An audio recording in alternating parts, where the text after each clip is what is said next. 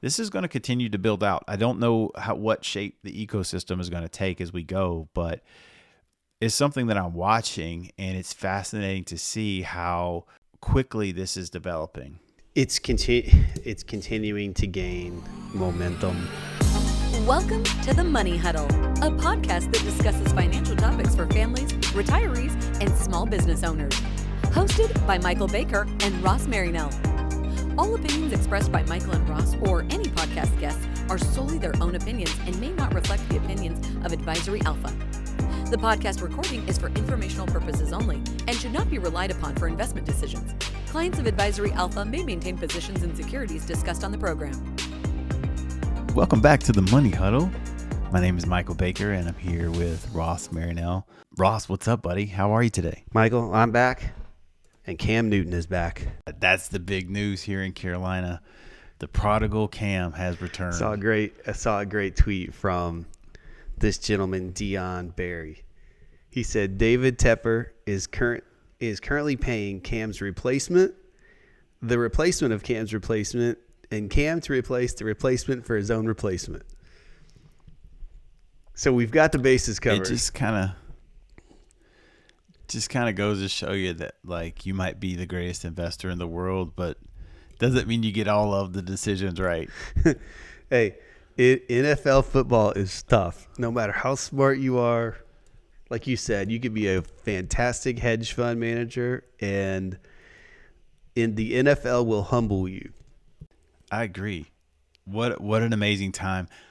I've actually been able to go to 2 games this year, 2 home games, and both of them were losses. One of them was the Eagles game, which the Panthers led the entire time and just coughed it up near the end, thanks to some poor decision making at quarterback. And then the New England game was just a disaster. So it doesn't surprise me that they've made some moves. What's surprising is I feel like we've run a marathon only to come right back to where we were 2 years ago. It's a good point. But for all of you Cam Newton jersey owners out there, there's a lot of us in the Carolina area. You get a few more cracks at it. You could wear that jersey with pride, knowing that Cam's back in the building. So to every Cam Newton jersey owner out there, hey, you've got a few more rodeos here before that show might end again. Ace Boogie, Super Cam is back in the building. If anything, they'll sell some tickets, right? I think part of it was, not for nothing. They're thinking, hey, we'll sell some tickets. Well, look, they gave the Sam Darnold experience a try. It's not panning out. He's injured anyway, and why not? So good on them to bring Cam back. Let's give it a go and see what happens. So, Michael, Roger that. A lot of stuff happening in the financial markets. A lot of news. Just a few things. Just a few things. Where did you want to start today? I've got a couple topics that I thought were intriguing, and curious to see what you might want to jump in with today. Well, I personally think it's fascinating that we now live in a world where a company can be a $1 billion company and have no revenue, or virtually no revenue, especially if you're in the right industry. So if you want to make electric vehicles, now is your time to shine, because this week we had the Rivian IPO, and the Wall Street Journal article, it's an opinion article, says Rivian, the government unicorn. It says the EV truck maker is worth $120.5 billion. It has sold 156 vehicles. Wow. I don't know about you, man, but we need to see something that makes sense in this story. The only thing I can think of is that Amazon's involved and people are just giving them a huge pass because of the Amazon's involvement and how popular Tesla is. Listen, man, they rolled that new Rivian truck, electric vehicle, down Times Square. That driver hopped out, opened up the side cabinet, and pulled the grill out. Hey, listen, it was pretty neat. I think It's beautiful. Beautiful truck. I won't deny that. If you open up a side compartment and pull an electric grill out of the interior of the car or the truck, you got my attention. Now, I agree with you. Just because you make an interesting looking vehicle that is got some incredible statistics behind it for what it can, what they're stating it can do from a performance standpoint, it doesn't mean that is within the reality of what their market cap should be. So when you talk about $126 billion market cap for a company that has sold, what did you say, 156 trucks at this point, it is all built on future growth and massive sales. Massive. And I don't know, we don't make stock recommendations on this podcast, so don't take any of our guidance or discussion as stock advice. It's an expensive market cap, and it doesn't make sense to me. And it's hard to compute where we're headed with some of these electric vehicle entities. Well, it looks like from the article that there's multiple things going on. It looks like Amazon has, placed a large order for the vans. There's also government tax credits, some potential subsidies. So it looks like there's a healthy mix of, I don't want to say crony capitalism, but I want to say it looks like the government's involved in, making this vehicle or this car company one that can actually go out and compete for, investor dollars right out of the gate, just because people are thinking there's too many big hands in the pot for this company to fail. So we'll see what happens, but interesting developments, I should say. It sure is. And so one of the things I wanted to chat about today with you was what's happened with Zillow over the last couple quarters. Have you been following some of their story with their iBuying? They called it Zillow Offers, which was an iBuying platform where they would directly buy homes from people. Have you followed any of that story at all, Michael? I haven't, but I would say that if they're buying based on their Zestimates or the Z estimate that they give, they probably been getting kicked in the shorts.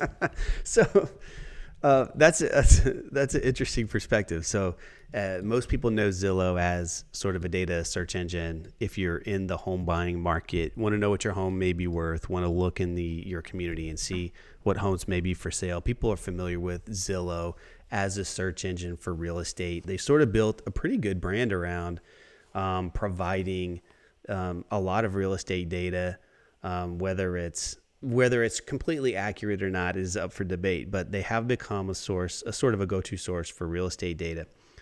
Well, what they had decided to do fairly recently was, through their Zillow Offers program, begin direct buying homes that they would then turn around and resale. The challenge that they ran into was that this is coming from their CEO, Rich Barton. He went on to say during their last quarterly call that the unpredictability of forecasting home prices far exceeds what we anticipated. And they're now looking at about 9,800 homes that they have to sell, with another 8,200 that they were in contract to buy, that they're probably going to lose between 5 and 7% on those homes. So this is a big, they really stepped in it, and they're going to lose a decent amount of money. And it's sort of mind-boggling that the company that has all the data relating to these transactions, or a lot of big data warehouse, it could miss so big on their algorithm to buy homes. What are your quick thoughts on that? It sounds awful. I don't know. I mean, I believe the lesson could be know what you're good at, because they do have a ton of data. They do have lots of stuff, available to them, but they are not they weren't in the home purchasing business. And I think that maybe they got a little too greedy, thinking, hey, this should be easy for us. They dove in, and now, they're realizing that, hey, this might not have been the best use of our capital, and it sounds like it's not gonna go well for them for a little while. So since that announcement, they also announced that they were laying off 2,000 employees. That represents about 25% of their workforce. Their stock has fallen about 69% from all-time highs that were reached earlier in February of this year. And, I was thinking about this because we talked about this sort of iBuying phenomenon probably a couple of years ago when we had Flint Foley on as a guest on our show. And we were talking about some of these companies that were making these internet offers and getting involved in the real estate transaction. And it seems to me that Zillow really picked their timing wrong, because some of the advantages of doing one of these internet buys, if you're the homeowner and you're selling to a corporation like Zillow, what are some of the advantages, right? Well, they make it almost an instantaneous offer. So it's very, very quick that they make an offer. Maybe they have some, which we like. Yeah. Right. So you get people like that. We don't wait for anything anymore. We want what we want now. Actually, yesterday was preferable to now. That's where we are now as a society. We want everything like immediately. If we have the thought, it should already have manifested somehow. Right. And so you want speed in the transaction and getting under contract. Mm-hmm. You want the convenience of having a quick closing, and you want a highly approved buyer, right? So if Zillow can come in and make a cash offer, the process is streamlined. There's not really a much back and forth negotiation, which can be uncomfortable for people. That could be an appealing outlet for folks. The problem is you're in a housing market that is already moving at lightning pace. We've seen people list their homes and have multiple offers in a day. A lot of homes are selling before the stake is in the ground with the for sale sign, because the real estate agents know that it's going to move. You're seeing people buy homes waiving inspection reports, essentially buying the home as is. Which is terrifying to me. I'll come back to that. We have tighter lending standards than we've had in a long time. So since the Great Recession and the financial crisis and the loose mortgage lending that helped explode those home values, the pendulum has sort of swung the other way, and banks have become more constrained in who they're offering credit to. If anyone's gotten a mortgage loan, the process you go through. It's not easy. So there's already tighter lending standards, which means when you're having multiple offers, you have highly qualified buyers. So what's the purpose of needing an iBuyer if I can list and sell my home within a few days? I'm getting multiple offers. I'm in some cases not having to be on the hook for repairs. And I'm working with highly qualified people. And so I think they really stepped in it. And so, imagine having almost 10,000 homes that you have to sell for a loss. How does that spiral out of control so quickly? And I think you made a wonderful point, which is that some of the toughest things that we have to do, even with our own wealth planning, is just stick to what works and what our core competency is. There's always the next new thing and the next shiny object. And when we detract from that and pull away from what we know we're good at, then bad things like this can happen. Absolutely. And you look, and here's the thing, to me, is like, look at how they're dealing with it. Somebody, this is a C-level decision that they decided to do. The rank and file employees didn't hold the vote and say, you know what, let's go into the house purchasing business. Someone thought, hey, we've got all this data, we need to deploy it and make ourselves even more profitable. And it didn't work, and then they're slashing jobs and they're costing people. So this is one of those things where you can see it actually play out. The impact of this is not just on the stock price. It's people losing their jobs because, the higher ups at Zillow decided that they were going to get in bed with all these other, direct purchasing entities, where that's where they started out from the beginning. They didn't, some of their competition in that space were never trying to do what Zillow was doing. They were directly, trying to purchase homes. And then, you go into a market where you are dealing with, qualified buyers. And because of COVID and the migrations that we've seen, especially, where we are down here in the South, we have a lot of people coming here from high tax states where their property values, when they sell, they're coming down here as cash buyers. They're coming down here and they're being able to, we don't even need the banks. We don't even need the financing.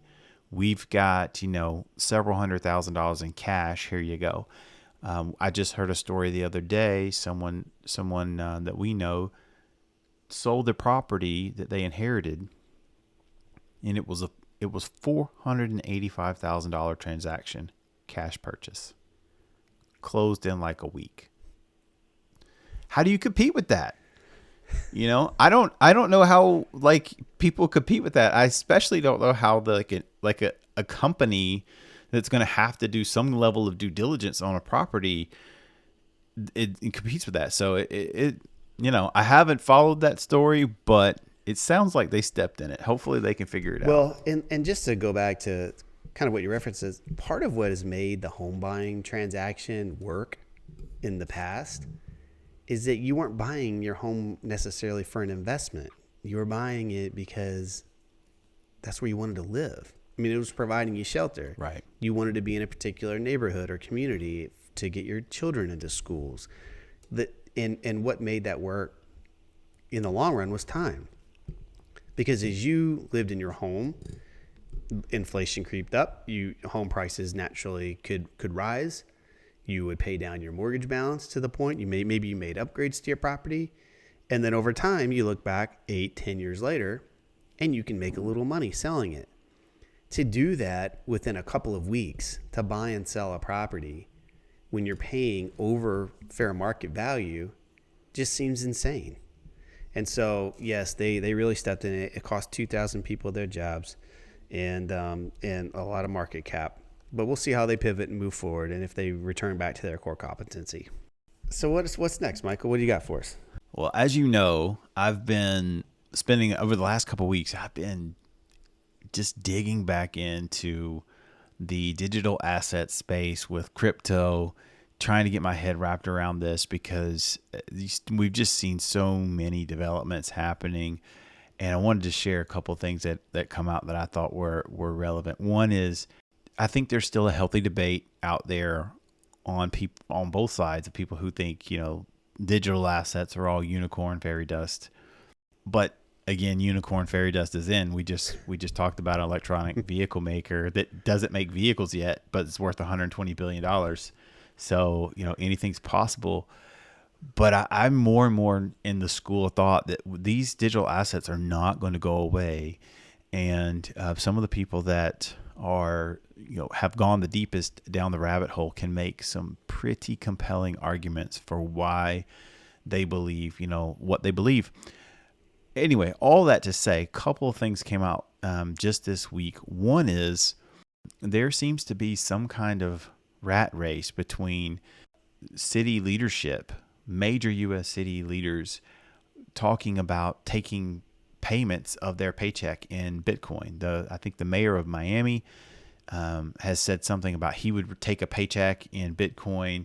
The newly elected mayor of New York City came back out like a day or two later, said, you know what, I'm going to take my first 3 paychecks in Bitcoin. And then it was announced yesterday, the mayor of Miami said that they would begin paying their citizens of the city a Bitcoin dividend. And to kind of go through how all that's going to work out is a little complex. But all that to say, this stuff seems to really be taking hold. We know that we just had the launch of the first Bitcoin futures ETF. So not spot price Bitcoin, but Bitcoin futures ETF came out a couple weeks ago. We know that there are multiple applications in right now for a Bitcoin spot price ETF, which would actually allow institutional investors, financial advisory teams to be able to have some type of Bitcoin exposure without directly holding the asset, which could result in another huge upswing in Bitcoin adoption. And then I saw this. This came out this week, and I thought this was interesting because in addition to Bitcoin, we have these things called stable coins. And stable coins are essentially a coin that is designed to be pegged to something else or to basically hold its value. And so think of like a USD stable coin would be a coin that is pegged to the dollar. Well, the president's team just issued a report, and I'll give you the name of the team. It's the presidential, report on stablecoins from the President's Working Group on Financial Markets, the FDIC, and the Office of the Comptroller of the Currency. So we're talking about the folks at the top who call the shots, right?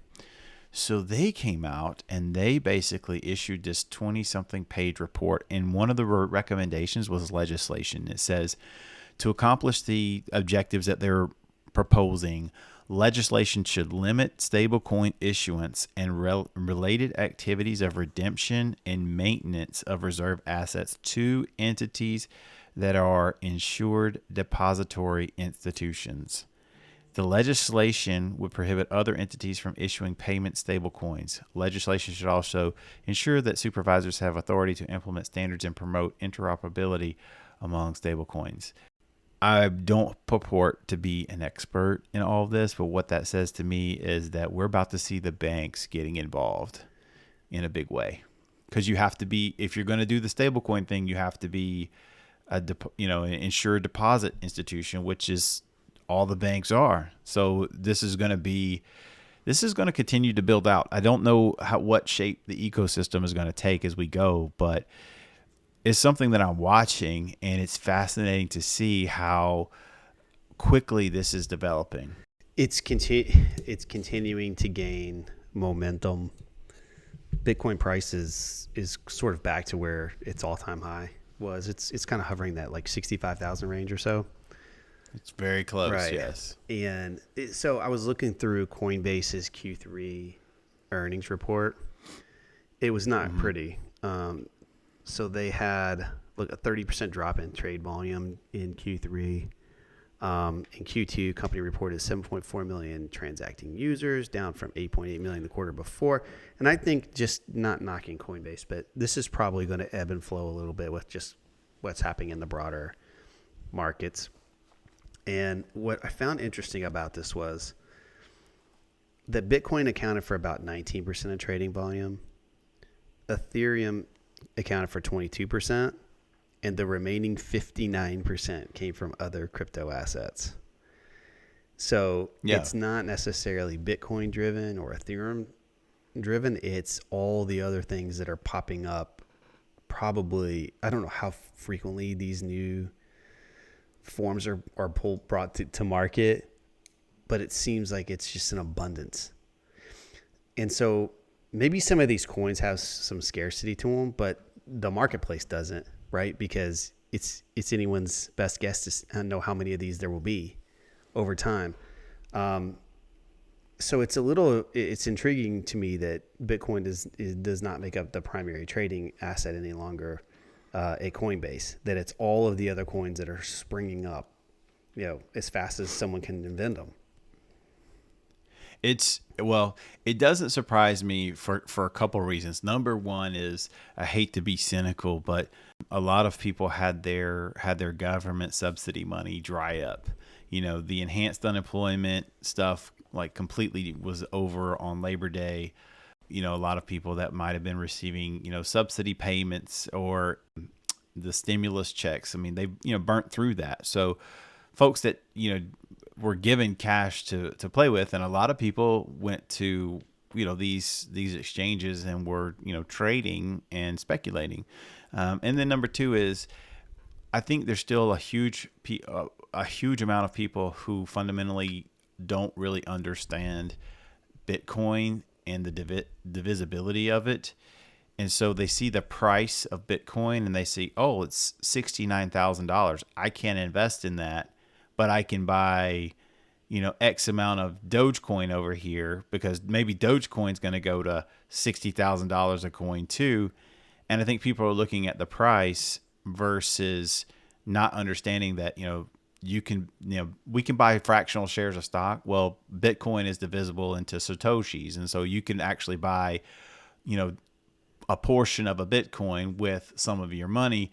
But I don't, people have been so conditioned for years and years and years to see like, this is what the price is. Oh, I can't afford to invest in that because it's, $1,000 a share, Oh, or I don't whatnot. think people don't understand it. I think this is the new, like these cheap coins that are fractions of a penny. They're like the new penny stocks. If you hit one and it works, Absolutely. then maybe you have an insane return in a very short amount of time. I mean, Shiba Inu, this little, you know more about this stuff than I do, but this little this little fake currency had an 89 million% return. 89 million. I mean, it's just ridiculous. Yeah. No, fractions of a penny, and then the volume or however many they create is like enormous. But so yeah, you can have these like short run, just insane bursts in price, and then a lot of times the subsequent fall from grace. But that's what they're speculating on, right? Is one of these little rinky-dink, these fractions of a penny coin is going to take off, and you can turn small amount into a large amount very quickly. Absolutely. So that was one thing that I thought was interesting. And then there was also this article that came out in the Wall Street Journal, and probably more in the wheelhouse of the folks that we work with and that might be listening to our podcast. It says the 4% retirement rule is in doubt. Will your nest egg last? And of course, these types of articles are great for people who are looking for and scouring the internet for information. It came out today, based upon the article was written up based upon a report that was released by Morningstar. And so you and I, we know this, right? Because we've been studying this stuff and involved for years, that the 4% rule has been challenged, and some would argue outdated for quite some time, because we didn't have zero-based interest rate policy back when that study was created. And there are a lot of people that are looking at numbers based upon projected equity returns in the future, what interest rates might be doing in the future. And they're saying, you know what, 4% retirement rule is probably old and outdated, and we can't use it anymore. And here's just another article kind of affirming that. And so, I would just encourage people that if you're looking at retirement and you're looking at planning for retirement, there are multiple ways to construct a retirement income plan. And I think that trying to use rules of thumb that are very general in nature can be very, very dangerous, because your specific situation is going to be specific to you. You might have specific needs, specific circumstances for your household that need to be talked through, and not just, apply like a very basic standard. But it's great for internet content, and it's great for getting clicks on articles. But I can't stress enough that if you are somebody who is preparing for retirement, or you are about to, embark on your retirement, as we've talked about in the show, there's been excess number of retirements just due to COVID. You need to get with somebody who can actually walk you through several different ideas on how to generate retirement income, not just one way, but multiple ways, so that you can talk through what might work best for you and your household. I wholeheartedly agree. This low interest rate environment has really become challenging for soon-to-be retirees, because now we're looking at our assets differently, instead of accumulation mode, where we're just purely looking at growth and appreciation. We also start to look at income distribution and how do we smartly withdraw funds without overextending ourselves. And so I think taking an extra look at those plans before you launch from work is a very wise thing to do. 100%. One more thing I'll throw out there, because it kind of falls in line. I saw a good tweet from Ben Carlson this past week. He said over the past year, inflation has risen and is sort of growing at about 6.2%. He said the S&P 500 return over that period of time is right around 32%. Gold is minus 1.1%, and bonds were minus 0.6%. So his take was, in a rising rate environment, bonds were still a better equities than gold. And Oh. obviously equities was Yeah, the best bonds. hedge against inflation. That's funny. You keep waiting. When is gold's moment going to be there? And we've always heard. Isn't it wild though? Isn't it wild that so many people in this environment, they're nervous about the stock market. Like they know inflation exists, but they're so nervous about the stock market that they're going to hold cash or want to go to cash and be safe when right now, year over year, inflation has been 6.2% and you're getting 0.01 or 0.0 nothing on your cash at a bank. Most people, if you had a regular portfolio and the S&P 500 went up 25% and you were negative 6%, you would ask questions, right? But we don't challenge our own thinking when it comes to inflation and how to maintain purchasing power. And that was a conversation I had with someone the other day because we were having a very general discussion about investing. And I said, well, you have to think one of the first hurdles that you're trying to overcome with investing, just from a return standpoint, is whatever the inflation rate is. Whatever the inflation rate is one of your first hurdles, because if you're not at least getting inflation, you're not maintaining your purchasing power. So if we're going to ratchet up inflation to 3, 4, 5%, what are we doing? So it's going to be interesting to see in the weeks ahead. But hopefully they can get this thing reined in. It continues to peek its head up. We're getting ready to go into the holiday season, which is where a lot of people tend to spend money. Spend money that they've been saving for trips, for family get-togethers, for Christmas presents. It's going to be wild to see like how the consumer dynamics of this quarter play out with the inflation that we already have. Not to mention that they might want to pass another $1 trillion spending bill. Looks like have. And so, yeah, there's more spending coming. And we'll see how that continues to affect inflation going forward, but it's going to be challenging to say the least. And we've talked about that in detail a couple of weeks ago, and I don't know that it's anything that we've seen in the last couple of weeks makes me feel better. Nothing's made you feel better in the last couple of weeks regarding inflation, but I am getting tired of hearing about it all day. I think we all experience it. It's in everyone's purview. We know it's happening. Let's just figure out how to fix it. So I don't want to talk about inflation for another year. I think it's been in the news and will continue to be in the news because, it's one of those topics that it's like red meat for news and media outlets to write about and constantly put in front of people's faces. But it was interesting that the market kind of shrugged off the latest inflation number. It came in, over 6%. And I know yesterday was Veterans Day, but for the most part, it just kind of shrugged. So we're gonna have to wait and see. I still think one of the there's still things to be watching, but the big key is gonna be how the Federal Reserve plays this. What they do if they try to accelerate the unwinding of their bond purchases and get to hiking rates earlier next year. That could be disruptive. And so we're having to, watch them carefully. And unfortunately goes into my least favorite type of market environment where everybody's going to hang on the words of the Federal Reserve, the Board of Governors and Jerome Powell. Whatever he says could literally move markets. So I don't like that. I don't think that's a healthy place to be, but it looks like that's where we're headed. Well, we'll buckle up and watch. Nothing like catching some FOMC meeting notes and it being riveting. I love to read those. I read those while I'm watching college football on Saturday. All right, buddy. It was good to catch up with you. Thanks to everybody out there for tuning in and checking us out. Reach out to us anytime you have questions, any topics you want us to cover. Fire them our way, and we'll be happy to do it. Absolutely. As always, this is fun just to sit down and talk through the various stories of the week.